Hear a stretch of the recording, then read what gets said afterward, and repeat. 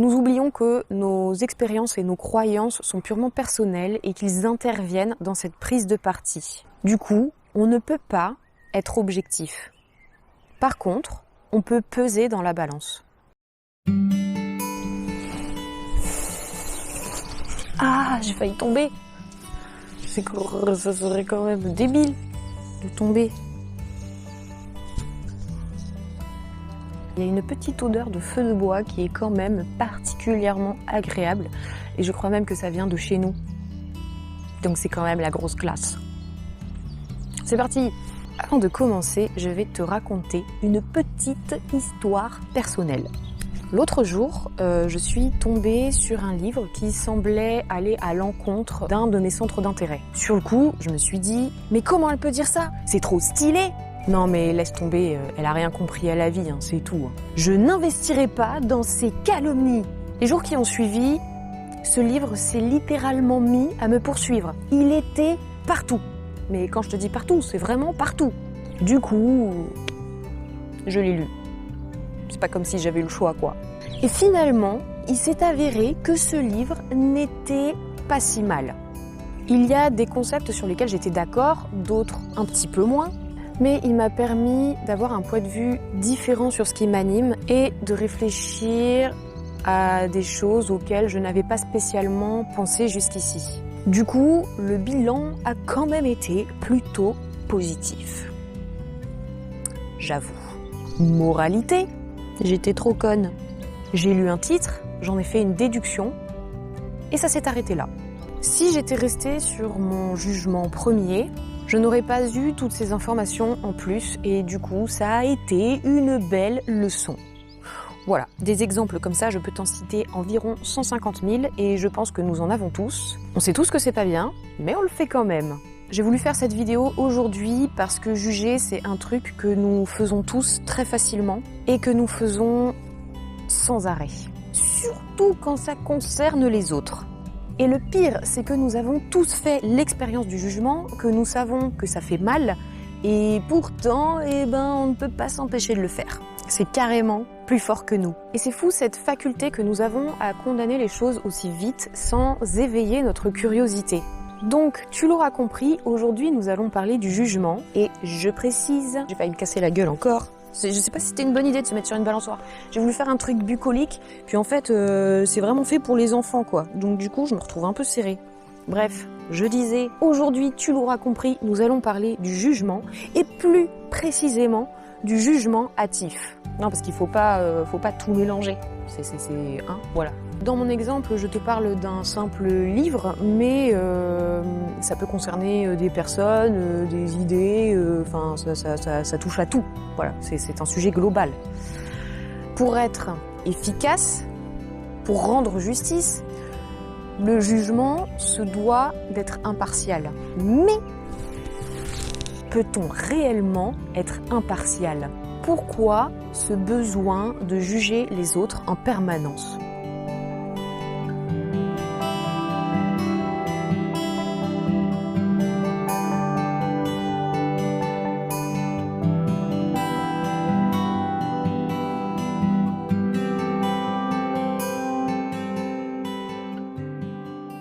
Pour comprendre cela, il faut déjà comprendre le mécanisme mental du jugement hâtif. C'est important de le préciser. Dans notre société, nous avons grandi sous l'influence du jugement. C'est quelque chose qui est ancré en nous, c'est quelque chose qui fait partie de nous. Ton cerveau est conditionné pour recevoir des informations, les trier et les ranger dans des cases. Nous jouons tous au petit juge de la vie. Est-ce que c'est bien? Est-ce que c'est mal? Est-ce que c'est intelligent? Est-ce que c'est débile? Voilà, tu peux faire plein de questions comme ça. Il faut trancher pour tout. Comme disait Nietzsche, je te sors les grands noms de la philosophie là en ce moment, je suis une malade d'inspiration profonde. Toutes nos actions se rattachent à des appréciations de valeur. Toutes nos appréciations de valeur sont soit personnelles, soit acquises. Quand tu reçois une information, tu interprètes ces données en fonction de ton expérience, de ton vécu, de tes croyances. C'est des choses auxquelles nous sommes attachés parce que ça fait partie de notre identité. Cette analyse est extrêmement rapide. En gros, ça donne. Information reçue, quel sera l'impact de cette situation dans ma vie? Là, tu te crées une réalité possible, imaginaire. Deuxième étape, est-ce que cette information remet en cause mes croyances? Oui? Ah là c'est mauvais. Non là c'est mauvais, ça va créer un espèce d'inconfort déséquilibrant. Ne t'avance pas sur ce terrain, c'est dangereux, c'est très dangereux. Il y a une mise en danger de ta croyance et comme ta croyance fait partie de ton identité, c'est en quelque sorte ton identité qui est remise en question aussi. Ce serait trop difficile à admettre. Donc, par un mécanisme de protection, pour toi c'est du caca, tu la condamnes, tu ne veux plus en entendre parler. C'est pas bon, c'est pas la vérité, c'est nul. Si cette information ne remet pas en cause tes croyances, eh ben ça va te conforter dans tes décisions et du coup tu vas la trouver bien et tu vas y adhérer. C'est comme quand on pensait que la Terre était plate. Il y a un mec qui est venu pour dire qu'elle était ronde et là tout le monde l'a regardé en mode « Mais non, il dit de la merde, n'importe quoi, il se prend pour qui ce mec? C'est un malade mental. Il faut l'envoyer au bûcher, il est dangereux !» Et quelques années plus tard, eh ben, on se rend compte qu'en fait, il avait raison. Voilà, c'est exactement ce processus-là. Ce processus dure environ 20 secondes. Peut-être même qu'il est encore plus rapide. C'est comme ça. C'est le action, réaction, ninja. C'est comme ça qu'on fonctionne parce que nous sommes réactifs et opérationnels. Le problème, c'est que cette analyse est beaucoup trop rapide. Ce mécanisme nous fait oublier l'importance de l'esprit critique, l'importance d'observer, d'analyser les faits dans leur ensemble pour essayer de comprendre. Le jugement hâtif que tu émets dans ces conditions ne fait que prendre parti sur un film que tu t'es créé dans ta tête. Tu juges une illusion qui vient de ton propre mental, que tu t'es créé à partir d'une information. Et cette illusion, elle est sous l'influence de tes croyances et de ton expérience qui sont strictement personnelles. La réalité, c'est que tu ne sais pas de quoi tu parles. Il y a parfois une trop grande implication émotionnelle qui t'empêche de voir les choses objectivement. Donc comme on l'a vu au début, la notion de jugement est liée à la justice qui se doit d'être impartiale. Mais pour être impartial, il est nécessaire d'avoir une vision objective et donc de s'ouvrir à des points de vue différents. Cela te permettra d'acquérir de nouvelles données, de les mettre dans la balance et de trouver un nouvel équilibre. D'où la représentation de la justice sous forme de balance. C'est bien pour dire qu'il faut peser le pour et le contre. Un point de vue unique va modifier et fausser le jugement. Le jugement, nous le refusons car nous en avons peur. Il a cette notion d'exigence et d'intransigeance, il a cette notion de bien et de mal, et il nous renvoie à nos faiblesses et à nos échecs. C'est comme quand tu étais enfant, que tu faisais une bêtise, que tu te faisais engueuler par tes parents, gronder.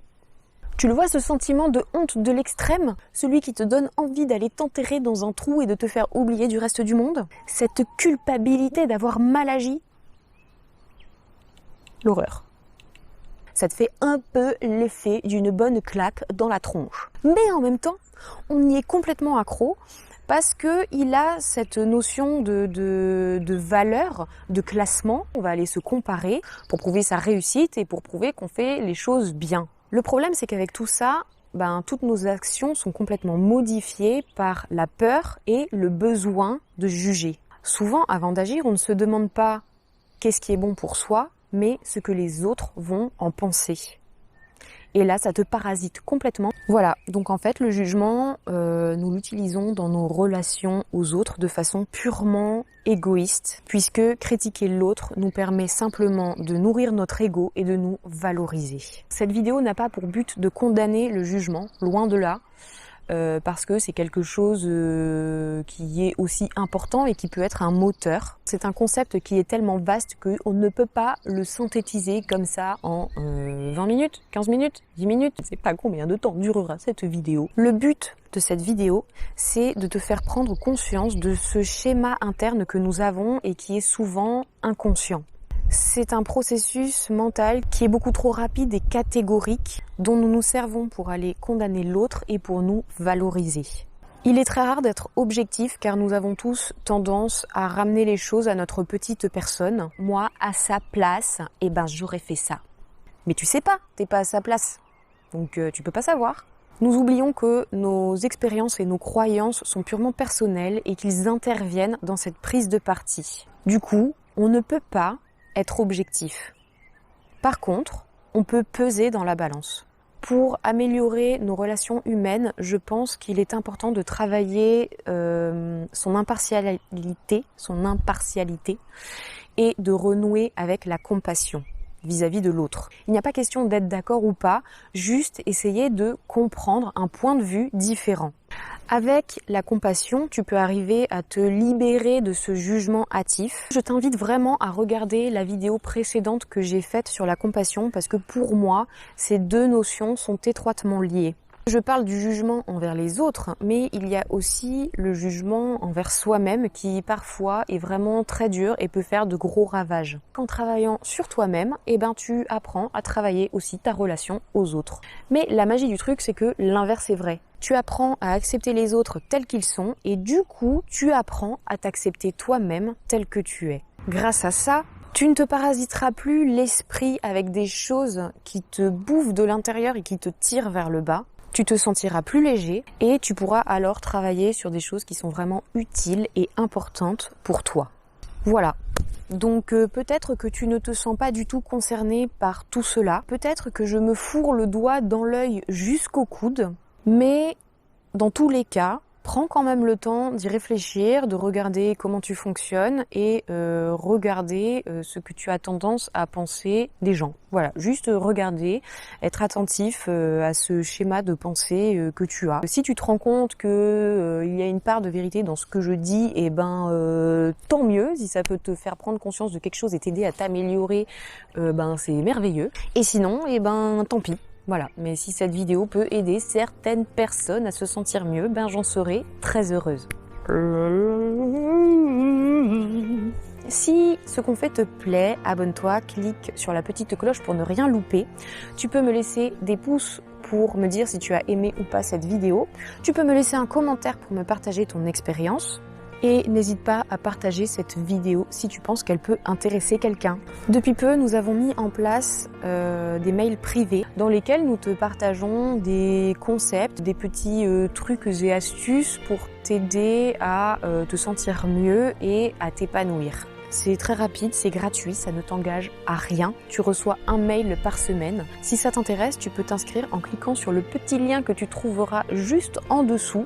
Et en plus, tu auras accès à un groupe privé Facebook dans lequel nous pourrons discuter de tout ça, vous et nous, tous ensemble. Voilà, c'est un groupe un peu d'entraide et de soutien qui vise à un petit peu s'épauler les uns les autres. Voilà, on peut vraiment discuter de tout ça tous ensemble parce qu'on est persuadés que nous avons tous à apprendre les uns des autres et c'est en étant soudés et en s'aidant que nous pourrons avancer ensemble et aller encore plus loin.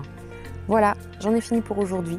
Et je te dis à très vite pour de prochaines vidéos.